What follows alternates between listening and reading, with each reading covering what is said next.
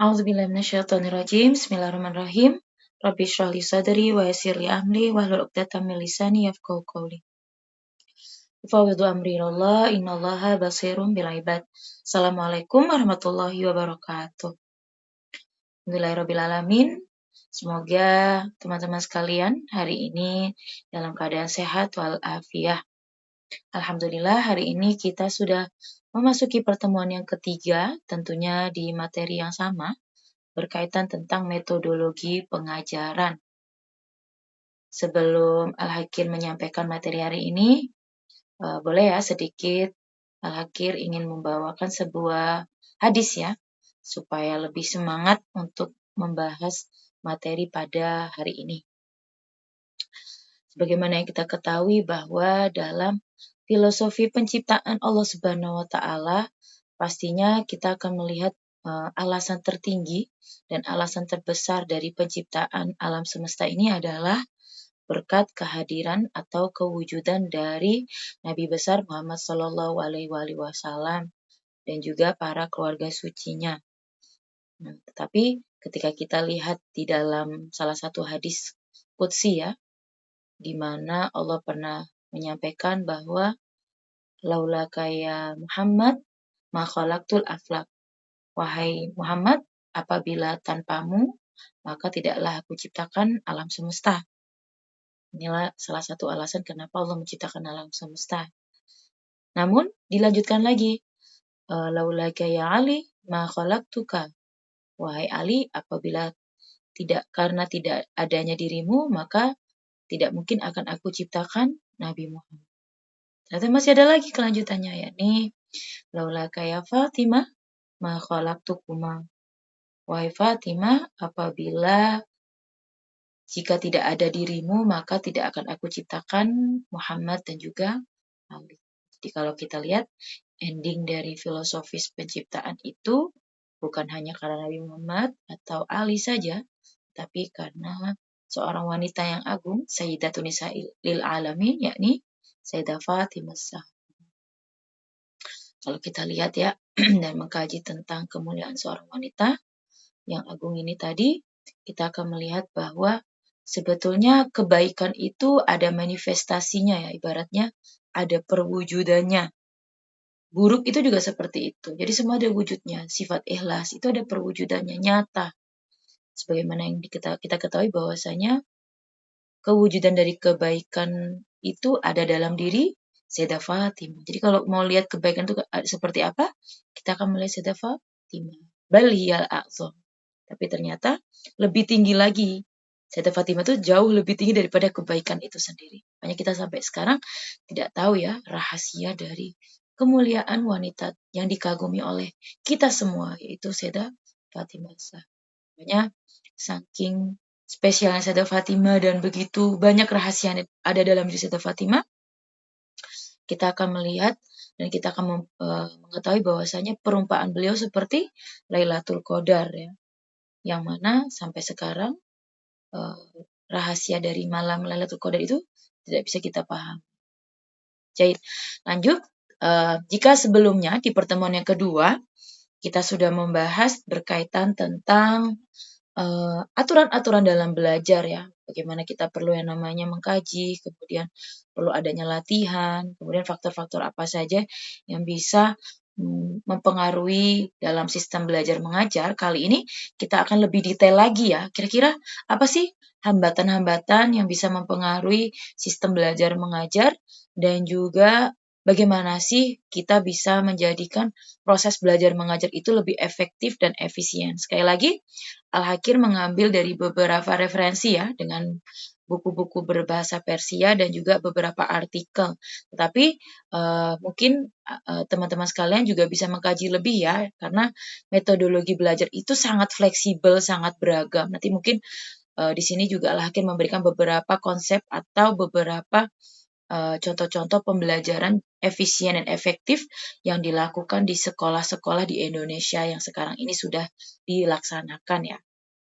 Langsung saja, beberapa hambatan-hambatan yang berpengaruh dalam belajar mengajar tentunya ada banyak ya, tapi di sini Al-Hakir hanya memberikan beberapa aspek saja. Yang pertama yaitu faktor malas. Ini alasan yang sangat real ya, yang bisa kita lihat di antara para siswa. Kalau belajar, kenapa kok nggak semangat? Pasti alasannya karena malas. Malas ini penyakit ya. Ini bukan lagi sebuah hambatan yang biasa, tapi ini sudah penyakit yang harus diobati. Malas ini tadi juga ada beberapa alasan ya. Bisa saja karena sulitnya pelajaran atau materi tersebut, atau saking gampangnya makanya mereka malas untuk mendengarkan kembali. Atau ini juga salah satu alasan, yaitu kurangnya motivasi.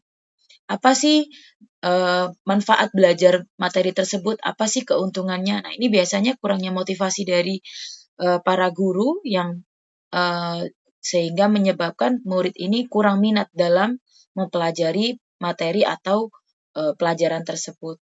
Kemudian adanya kurang perhatian juga ya, atau kurangnya pemahaman terhadap materi yang disampaikan. Jadi faktor malas ini sangat beragam. Nanti bisa diidentifikasi mayoritas seperti apa, bisa disurvei ya. Karena salah satu faktor utama ya, yang bahkan kalau semua dicari di artikel manapun, di buku-buku manapun, kenapa kok anak-anak sekarang tidak mau memperhatikan atau tidak mau belajar serius? Ya salah satunya karena malas. Mungkin malas ini tadi bisa karena kita tahu ya, sekarang di dunia digital semua informasi itu terakses cepat dan mudah dipahami. Sehingga menurut anak-anak udahlah gampang, nanti bisa di Google atau bisa di ChatGPT atau di Gemini. Udahlah nanti gampang, nggak perlu dihafal, nggak perlu dipahami, gampang nanti tinggal dibuka. Padahal kan tidak semua itu informasi ditampung di dalam media ataupun di dalam fasilitas seperti internet dan HP. Padahal kita juga perlu yang namanya memahami dan menganalisa materi. Makanya belajar secara langsung, kemudian mendapatkan materi dari guru, dan menganalisa dan memahami sesuatu itu berbeda, jauh lebih berbeda di dalam kelas ya, ketimbang di dalam sebuah materi yang mereka dapatkan dengan digital, dengan secara instan. Karena mereka hanya membaca, kemudian tidak mau tahu, tidak mau menganalisa. Makanya kalau di kelas itu harus dipahami bahwa kita sedang berdiskusi, bertukar pikiran, bagaimana memecahkan sebuah masalah. Nah, jadi usahakan motivasi-motivasi tersebut harus selalu diulang-ulang. Karena namanya juga manusia ya, sering lupa. Jadi makanya kadang kita perlu yang namanya hook ya, atau ice breaking untuk memotivasi semangat tujuan belajar itu seperti apa nanti. Atau faktor atau hambatan lainnya yaitu karena kebingungan. Bisa saja karena materi penyajiannya terlalu rumit. Bisa materi-materi yang berkaitan tentang, biasanya kalau di fikih itu yang ribet tentang kemarjaiyah ya, usuluddin. Itu gampang, kalau di akidah itu jelas ya, misal apa ketuhanan seperti apa. Mungkin juga ada beberapa materi yang agak ribet. Cuman yang di fikih biasanya di marjaiyah, taklid, muqallid, mujtahid. Nah, itu bisa digunakan perumpamaan yang sederhana supaya tidak ribet, supaya tidak bingung ya memahami konsep marjaiyah. Atau kurangnya ketertarikan. Nah, kalau bahas marjaiyah apa fungsinya? Itu gimana caranya menarik? Jadi bisa digunakan pendekatan-pendekatan, ternyata dalam hidup itu kita selalu bergantung pada sesuatu. Dalam penerimaan sesuatu, itu sudah pasti. Seperti halnya manusia diciptakan misalnya, sudah laki dan perempuan. Begitu juga konsep kepemimpinan. Itu udah otomatis ada umat, ada imam. Ya, itu bagaimana nanti dikait-kaitkan sehingga, oh iya ya, keterkaitan materi ini tuh bisa dikaitkan dengan keseharian yang kita hadapi. Berikutnya karena depresi ya, atau frustasi nih udah duluan nih, sikap yang nggak menyenangkan guru. Ini berarti kondisi emosionalnya ya, antara hubungan guru dengan siswa. Bisa saja masalah-masalah eksternal, malah justru ini juga sering banget berpengaruh, khususnya untuk anak-anak di pesantren. Karena emosionalnya tidak stabil, suasananya nggak nyaman di asrama, atau punya masalah dengan teman, ya kan? Atau punya masalah dengan orang tua, itu akan menjadi hambatan fokus belajar siswa, pelajar di dalam kelas, sehingga dia tidak ada koneksi di dalam kelas untuk memahami sebuah materi. Selagi masalahnya dia belum selesai, maka atau dia tidak bisa memending ya, ditahan dulu, otomatis pikirannya akan terus terbawa dengan masalah-masalah di luar pembelajaran. Ketidakteraturan atau terlambat datang, wah ini yang menjadi salah satu dampak juga hambatnya belajar. Murid izin ketika materi udah nyampe mana dia baru masuk, ngulang lagi dari awal, atau nggak mau ngulang dia akan kehilangan materi dan dia paham setengah. Akhirnya ima dia nanti salah paham, ima dia nggak dapet gitu. Jadi banyak sekali keterlambatan atau absen ya, atau misal izin. Nah ini izin maksudnya keluar ke toilet ataupun hal-hal lainnya, padahal belajar itu cuma beberapa menit, sehingga di situ mencegah dia untuk mendapatkan materi yang seharusnya dia dapatkan secara lengkap. Dan atau hambatan-hambatan lainnya, takut gagal, atau dia terlalu overthinking dengan hal-hal yang belum terjadi, atau khawatir diejek, takut mendapatkan pandangan tidak nyaman, dan lain sebagainya. Masih banyak ya. Di sini entah internal, eksternal ya. Pastinya kalau internal otomatis kita butuh yang namanya motivasi, eksternal butuh yang namanya tambahan-tambahan materi lainnya atau bimbingan-bimbingan lainnya. Karena kan setiap orang itu, setiap anak itu punya kecerdasan masing-masing, tapi ternyata kecerdasan itu tidak menjadi faktor utama ya. Yang jelas kemauan itu sih yang menjadi faktor pendorong dia belajar, semangat, dan juga gampang memahami atau tidaknya. Nah, di sini ada salah satu materi khusus ya berkaitan dengan hambatan, karena hambatan ini tadi menjadi salah satu kunci, bahkan ini bisa dipakai dalam banyak hal ya, yaitu berkaitan dengan hambatan komunikasi di dalam kelas. Nah, faktor internal dan eksternal tadi itu mungkin penyebabnya karena kebanyakan komunikasi tidak tercapai.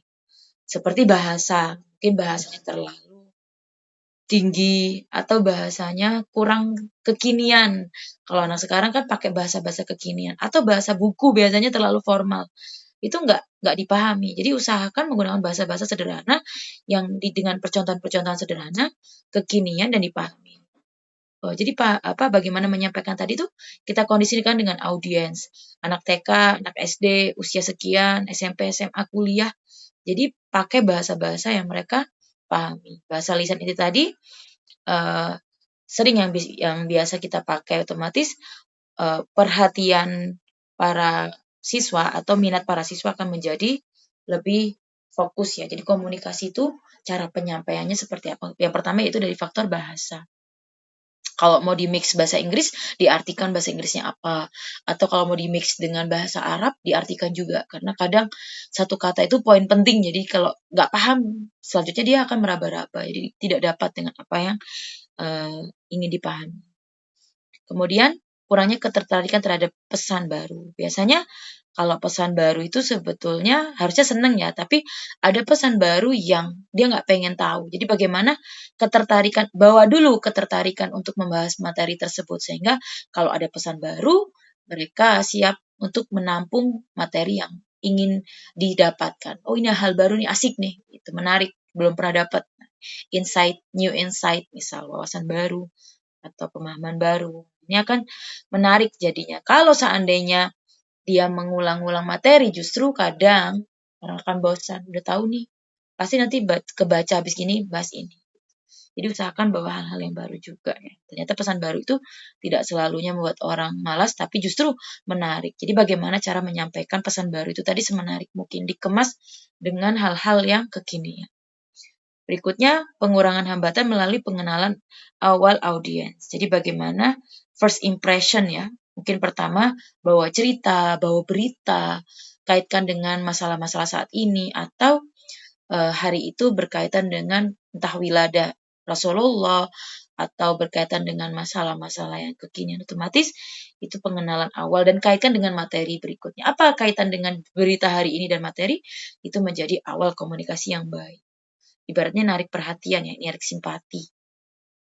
Kemudian mengirim pesan negatif atau tidak efektif. Nah, ini juga akan mengurangi ya bagaimana materi tersebut bisa dipahami ya. Kalau udah negatif aja dari pertama udah bahas masalah, ngejelekin anak-anak di kelas atau ngedownin, atau misal saat itu langsung membahas tentang sikap atau perilaku yang tidak baik di dalam kelas. Nah, otomatis nangkapnya sudah nggak nyaman gitu. Bagaimana pesan tadi mendukung ya, pesan tadi itu ibaratnya kalau mau kritik boleh kritik yang positif dan mendukung. Tapi ada yang bilang tidak ada kritik yang mendukung, artinya bahwa motivasi saja sehingga lebih menyenangkan.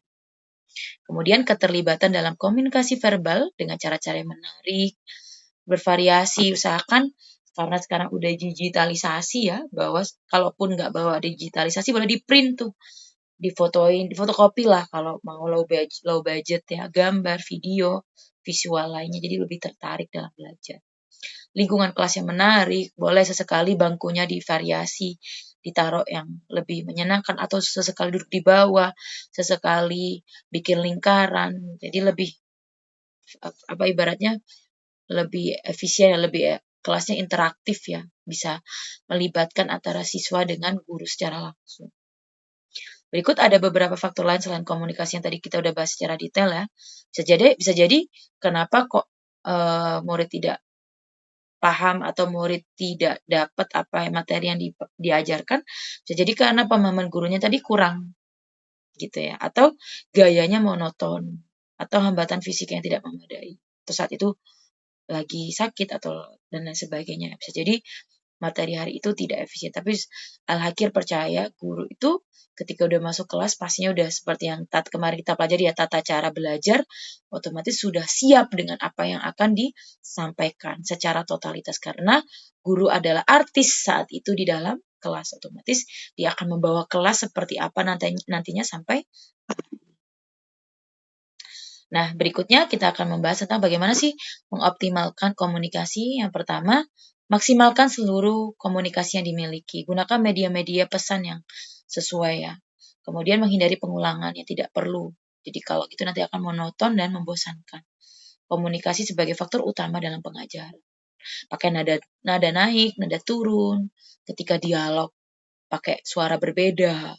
Kemudian gimana caranya supaya nggak ngantuk gitu. Nah, itu bagaimana optimalkan komunikasi ya melalui media suara. Nah, di sini Al-Hakir akan membawakan bagaimana sih pembelajaran itu akan efektif dan efisien dengan 9 poin ya. Yang paling utama yaitu menetapkan tujuan pembelajaran. Yang kedua, mengatur waktu dengan efektif, memilih metode belajar, kemudian menciptakan lingkungan belajar yang kondusif, mengelola fokus dan konsentrasi. Nah, ini udah dibahas ya di materi sebelumnya. Bisa dilihat nanti di PDF di modul pembelajaran yang kedua. Kemudian di sini ada teknik mencatat dan merangkum, merefleksikan dan mengevaluasi. Ini sangat dalam ya. Nanti mungkin akan terus berlanjut ya bagaimana evaluasi itu harus dilakukan ya. Kemudian menjaga kesehatan fisik dan mental. Poin penting juga. Dan terakhir ada memanfaatkan teknologi dan sumber daya. Kita akan membahas satu persatu ya. Tujuan pembelajaran. Nah, di sini harus tahu apa sih materi yang kita bahas karena Al-Hakir diminta untuk fikih ya, misal. Di sini bagaimana mentransfer pengetahuan tentang fikih itu tadi, misal. Kemudian mencapaikan konsep. Di konsep kita ada 10 pertemuan nih. Materi pertama tentang apa, kedua apa. Jadi udah di konsep prinsipnya seperti apa. Kemudian mengembangkan keterampilan, membekali siswa, kemampuan untuk berpikir kritis, memecahkan masalah. Udah tahu nih apa yang mau disampaikan. Misal hari ini tujuan pembelajarannya hanya fokus tentang wudhu. Gak akan kemana-mana gitu. Karena waktu cuma singkat 45 menit misal durasinya. Otomatis 45 menitnya harus tersampai. Materi sampai, murid juga harus ada feedback saat itu juga. Kesimpulannya akhirnya seperti apa bisa kita tanyakan di sesi akhir. Entah dengan tanya jawab atau mungkin perwakilan dari salah satu siswa. Apa saja yang bisa dilakukan? Yang pertama, langkah awal yaitu tetapkan pembelajarannya tadi. Konteks pembelajarannya, merancang kegiatan apa. Hari ini mau praktek nih. Oke, berarti harus ada medianya seperti apa. Yang kedua, perilaku masukan ya, bagaimana pengalaman-pengalaman belajar itu tadi bisa dimasukkan. Ada minatnya, ada motivasinya seperti apa. Karena wudhu, misal ini adalah sesuatu yang harus dilakukan dan sering dilakukan, otomatis harus bisa tanpa adanya kekurangan ataupun cacatnya. Gitu ya. Harus tahu tata cara wudhu. Ini masih belum bagaimana hal-hal yang membatalkan wudhu ya. Cuman tata cara wudhunya seperti apa. Nanti di materi berikutnya ada konten atau tanya jawab, misal kalau wudhunya lagi pas musafir gimana Ustazah, atau wudhunya lagi nggak ada air, atau wudhunya pas sakit. Nah itu nanti akan menjadi sebuah konten baru ya, bagaimana itu dimaksud dengan tata cara yang lainnya. Itu nanti bisa menjadi pembahasan-pembahasan yang lain. Tujuan tadi udah dipahami bagaimana isi, metode yang mana yang mau dipakai, sarana apa, prinsipnya juga, tahap analisis. Ini bisa dipahami satu persatu ya. Penyusunan materi, pemilihan metode, evaluasi. Satu persatu harus dipahami. Nanti kategorisasi metode pembelajarannya seperti apa? Mungkin biasanya kita kalau bahas sebelum kita praktek, kita biasanya versi ceramah kah? Atau tidak langsung dengan cara bermain peran atau kegiatan interaktif yang menarik. Yang jelas tujuannya untuk meningkatkan pengalaman belajar siswa ya. Ini adalah metode pengajaran yang mendorong supaya para siswa eksplor lagi, lebih kritis lagi. Jadi bagaimana metode apapun yang digunakan, yang jelas tujuan kita hari ini, anak sudah paham cara wudhu yang baik. Misal di usia 7 tahun, 8 tahun, 9 tahun misal. Nah, itu harus sudah bisa wudhu yang benar. Mengusap, bedanya mengusap sama membasuh. Bagian mana yang kering, bagian mana yang boleh basah. 2 kali, 3 kali, bagaimana itu. Doanya apa saja misal. Itu sudah harus disampaikan. Berikutnya, bagaimana efisien dalam belajar. Yang pertama harus manage waktu ya. Di sini kita tahu ya bahwasanya ada waktu-waktu fokusnya anak, ada waktu-waktu yang tidak fokus. Jadi paling tidak 15 menit awal anak itu udah dapat materi yang pengen kita sampaikan. Jadi tata cara wudhu yang lengkap itu seperti apa? 15 menit awal itu saat fokus. Sisanya mungkin akan gelambiar. Bagaimana kita sendiri yang harus mengumpulkan fokusnya dengan cara sesuatu yang menarik. Gitu ya. Nah, bagaimana mengatur waktu itu tadi harus disesuaikan, jangan panjang-panjang. Misalnya, kuat anak itu nggak kuat sekarang untuk belajar lama-lama. Kita pakai aktivitas aja, kita pakai praktek saja. Bagaimana waktu itu kalau bisa detail disampaikan dalam metode yang sangat menarik. Karena manajemen waktu itu bisa kita pahami. Misal gini, kita mau bagi wudhu ini kalau bisa kan basah-basah nih. Di jam-jam ngantuk nggak apa-apa. Karena kan dia akan kesiram air. Nggak masalah. Tapi kalau materi mujtahid tadi misal, wah ini harus di jam-jam awal. Kalau jam-jam siang, jam-jam lapar, jam-jam ngantuk, bahaya. Kita sendiri yang harus bisa memilah-milah bagaimana materi yang akan kita sampaikan ini tadi sesuai, efisien, sampai pesannya di jam-jam di mana anak-anak akan fokus. Berikutnya milih metode. Nanti ini metode akan kita bahas secara detail satu persatu ya. Al-Akhir hanya menyebutkan secara umum, metode ada dua, kalau nggak tradisional yang baru. Tradisional sistem ceramah yang biasa digunakan para ustadz ya. Kemudian metode penjelasan ataupun guru-guru yang zaman dulu ya. Tapi sekarang metode baru, ada explore, ada pemecahan masalah, discuss, question and answer ya. Kemudian kelompok, problem solving, PBL, cooperative learning, project, PJBL. Ini semua yang digunakan juga dalam proses-proses sekarang, eksperimen, praktikulan ya. Jadi anak-anak misal ada P1, P2, P3, P4, P5 ya. Kalau mungkin ngajar juga di beberapa sekolah insya Allah paham ya. Di sini ada praktek juga. Mereka misal harus jual entrepreneurship misalnya. Kita fikir apa yang bisa kita lakukan dalam praktek. Misal mereka dituntut untuk mengajarkan adik-adiknya dalam wudhu. Nanti dikirim di video. Nah, itu juga termasuk eksperimen ya. Atau misal kunjungan lapangan. Misal kita kalau misal di dalam pembelajaran ada beberapa nggak bisa ya, nggak semua bisa dikunjungi ya. Mungkin kalau di sini wisata-wisata religi, bagaimana kalau sistem, kalau bukan hanya wudhu ya, dalam fikih kita bisa lihat eh, tata cara itu tadi berdasarkan gambar di museum misal.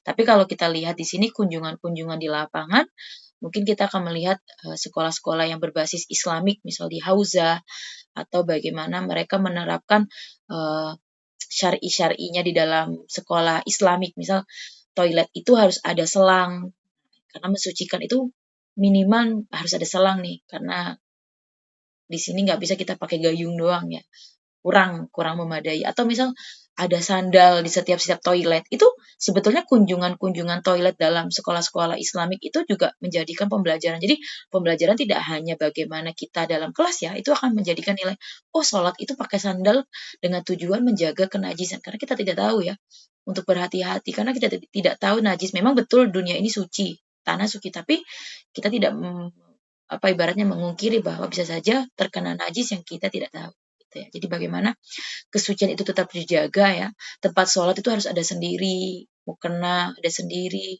Fungsinya untuk tetap suci ya. Bagaimana menghadap Allah itu, memahamkan nilai-nilai bahwa ada sesuatu yang tidak bisa kita pahami.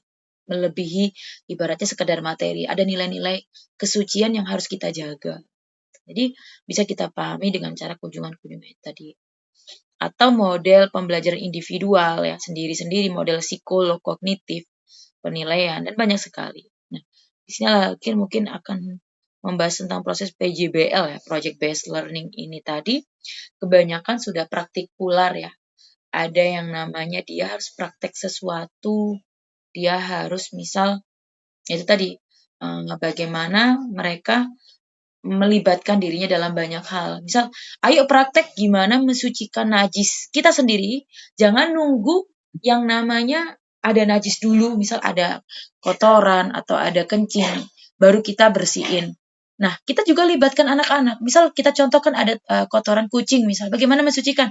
Saat itu juga harus praktek berapa air. Misal, kalau ada selang gimana, kalau nggak ada selang gimana. Berapa kali siraman. Pertama buang dulu benda najisnya. Nah, itu praktek, jangan diomongkan saja. Karena nggak akan paham. Eksekusi beda sekali. Kalau di Iran enak, mereka udah punya lubang-lubang untuk mensucikan. Nah, kalau di Indonesia, Ustazah, mau digambior pakai air gitu saja, gimana? Nah, harus diajarkan. Bagaimana air itu tidak sampai ke tempat-tempat lain, tapi tetap harus najisnya benar-benar hilang dulu, dan air itu pakai menggunakan air mengalir. Itu harus dipraktekkan langsung. Project ya, ibarat. Nah, ini metode-metode yang nanti insya Allah kita akan belajar lebih dalam ya. Ini efisien artinya di sini kita belajar harus dengan metode apa yang akan kita pakai. Harus jelas dari awal masuk ke kelas apa yang kita akan pakai. Berikutnya, efisien itu ketika syarat lingkungan pelaksanaan dan pelatihan itu harus bisa memadai ya. Yang pertama jangan sampai lingkungan bising. Saat itu juga harus benar-benar fokus, tidak ada suara-suara yang mengganggu gitu ya. Suhu yang sesuai, kalau udah panas anak-anak akan kipas-kipas terus. Ya anak-anak zaman dulu mungkin bisa menguat-nguatkan diri menahan. Nah, kalau sekarang mereka akan kritik, wah panas bu, nggak kuat bu, wah nggak bisa, nggak fokus. Nah itu akan ngomong, ventilasi udara, pencahayaan. Kalau gelap, assalamualaikum udah tidur semua. Nyalakan lampunya. Misal cahayanya juga kalau bisa di ruangan yang gampang kena cahaya. Ukuran ruangan semakin sempit, anak-anak akan nggak nyaman juga ya. Ya, oke lah kita tidak bisa memfasilitasi banyak tempat, tapi paling tidak kenyamanan itu bisa kita ciptakan sendiri. Dan menggunakan kursi tadi bisa bergerak, harus bisa bergerak, atau misal nggak harus ya kalau kursi bergerak atau tidak, artinya yang jelas kursi itu bisa tegak ya, gimana caranya anak-anak duduk dengan tegak gitu ya. Justru kalau sofa takutnya malah ngantuk ya. Kemudian kita akan memahami mengelola fokus. Nah, ini mungkin bisa dibaca sendiri karena minggu lalu Al-Hakir sudah membahas secara detail bagaimana fokus. Karena ini akan berkaitan dengan banyak hal ya tentunya. Teknik mencatat. Nah, ini sebagaimana kita ketahui, jangan sampai anak lepas semua betul memori. Anak-anak sekarang cepat nyangkep, tapi cepat juga lupa. Itu pasti coba diperhatikan. Karena di sini sistem belajar mengajar teknik mencatat itu sudah sering kita ungkapkan ya. Di sini Rasulullah pernah sabda, qayyidul ilm bil kitabah. Ikatlah ilmu dengan cara menulis. Teknik ini nggak akan lepas. Mau dicatat pakai HP, mau di buku, mau dimanapun. Jangan sampai anak-anak itu luput untuk mencatat, merangkum. Karena justru keberkahan itu ada dalam menulis. Itu udah pasti tuh ya. Nah, di sini ada yang namanya sistem mencatat, ada sistem merangkum. Tapi udah bahas sih Ustazah merangkum itu. Iya, tapi biasakan untuk merangkum kesimpulan supaya tahu apa yang didapatnya nanti. Di sini banyak hal ya teknik-teknik, ada teknik kotak, outline, mind mapping. Mind mapping itu teknik merangkum juga. Biasanya Antuna atau antum sekalian kalau pengen adik-adiknya atau anak-anak belajar lebih giat, silakan rangkum materi tentang fikih secara general gitu. Apa saja di dalam fikih yang kita pelajari sih, toharo misal gitu ya. Kemudian berkaitan tentang benda-benda najis. Nah, itu secara global mereka akan dapat, oh ternyata fikih ini bahas ini ya. Jadi teknik-teknik ini bisa kita ambil. Kemudian teknik merangkum juga ya. Merangkum bagaimana ringkasan itu poin-poin yang penting. Manfaatnya apa sih? Nah, ini tadi mempermudah revisi materi, menghemat waktu, meningkatkan pemahaman, nggak stres kalau exam. Jadi teman-teman kalau menyampaikan ke anak-anak nanti enak, kalau ujian nggak perlu buka lagi. Cuman lihat poin-poin utamanya, langsung saja belajar dengan gampang. Berikutnya bagaimana efisien dalam belajar, refleksi dan evaluasi. Nentuin tujuan pendidikan, hasil pembelajaran. Ini sistem psikolog ya. Ternyata informasi dalam pembelajaran itu butuh namanya evaluasi. Yang mana nanti akan menjudge terhadap pencapaian belajar siswa. Nanti kita akan terus-terusan membahas tentang evaluasi. Ini penting banget. Karena kadang kita luput di sini. Ya udah materi paham, murid nggak tahu feedbacknya. Dan kita cuma ngumpulin nilai. Sebenarnya nilai itu salah satu tolak ukur. Tapi apakah benar-benar mereka memahami itu belum tentu. Makanya evaluasi ini tadi kita terus lakukan dengan cara baik secara teoritis ya maupun praktis. Biasanya kalau praktis kita adakan presentasi di situ. Kita pengen tahu sejauh mana anak-anak memahami. Berikutnya ada menjaga kesehatan fisik dan mental, tentunya akan mempengaruhi ya. Makanya selalu bilang di dalam akal yang sehat terhadap di dalam akal yang sehat terhadap fisik yang kuat ataupun sebaliknya di dalam fisik yang kuat terhadap akal yang sehat. Karena satu sama lain saling mempengaruhi. Kalau anak mentalnya nggak baik-baik saja, itu nggak akan fokus. Begitu juga kalau anak lagi sakit, sebaiknya dibawa isolasi. Dia nggak akan ini, justru akan membawa beban nantinya. Sebaiknya dia istirahat total. Ketika dua-duanya sehat, nyaman, baru akan melanjutkan. Efisien itu tadi juga bisa kita lakukan dengan cara manfaatkan teknologi anak-anak sekarang dan sumber daya. Jangan sampai anak-anak fokus cuma buat games. Usahakan anak-anak nge-explore banyak hal. Makanya saya selalu menanyakan ketika pulang misal liburan di beberapa kelas ya di pesantren misal. Sudah nanya, apa yang Antuna dapat di dalam liburan? Berita-berita apa? Itu anak-anak nggak ada, nggak tahu nggak tahu tentang Palestina, nggak tahu atau misal nggak tahu tentang kondisi ekonomi saat ini, nggak tahu pemerintah. Mereka tidak kritis dengan hal tersebut. Mereka hanya fokus dengan dunia entertain dan juga hal-hal yang tidak produktif. Makanya bagaimana kita yang memberikan tugas kepada mereka. Tugas itu akan menyenangkan dengan teknologi. Coba Antuna buka, analisis, nanti Ustazah pengen tahu opininya seperti apa. Coba Antuna lihat pendapat-pendapat tentang masalah fikih.